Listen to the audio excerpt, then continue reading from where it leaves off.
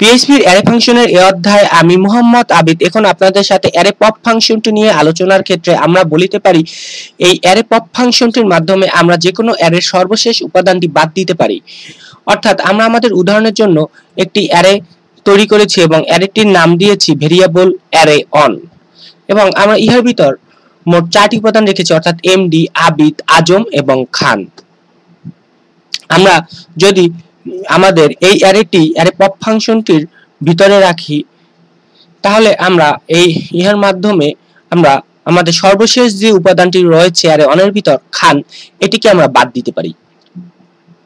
এখন যদি আমরা অ্যারে অনটির প্রিভিউ ব্রাউজারে দেখি তখন আমরা মোট 3টি উপাদান পাবো অর্থাৎ এমডি, আবিদ এবং আজম, কিন্তু খানটি পাবো না কারণ আমরা অ্যারে পপ ফাংশনটির মাধ্যমে খানটি কেটে দিয়েছি। এখন আমরা যদি প্রিন্টার কমান্ডের মাধ্যমে আমাদের অ্যারে অনটির প্রিভিউ দেখি তাহলে আমরা এমডি, আবিদ এবং আজম এই কয়টির প্রিভিউ পাবো।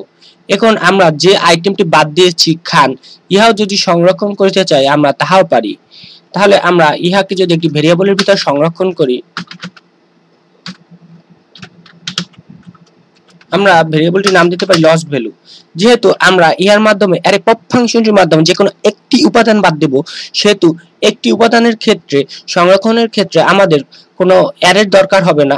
সুতরাং ইহা একটি স্ট্রিং ডাটা হিসাবে সংরক্ষণ করা যেতে পারে, অথবা যদি আমাদের মান ইন্টিজার হতো তাহলে ইন্টিজার হিসাবে সংরক্ষণ করা যেত। অর্থাৎ লস্ট ভ্যালুতে আমরা কেবল একটি মান রাখিব, শুধু খান অথবা শুধু আজম। সেক্ষেত্রে একটি ভ্যালুর ক্ষেত্রে আমাদের এই যে লস্ট ভ্যালুটির যে আমরা আইটেমটি রাখিব তাহার ক্ষেত্রে আমাদের অ্যারে হিসাবে সংরক্ষণ করার দরকার হবে না। সুতরাং আমরা লস্ট ভ্যালুটি আমরা যেভাবে স্ট্রিং ডাটা দেখে থাকি সেভাবে দেখিতে পারি।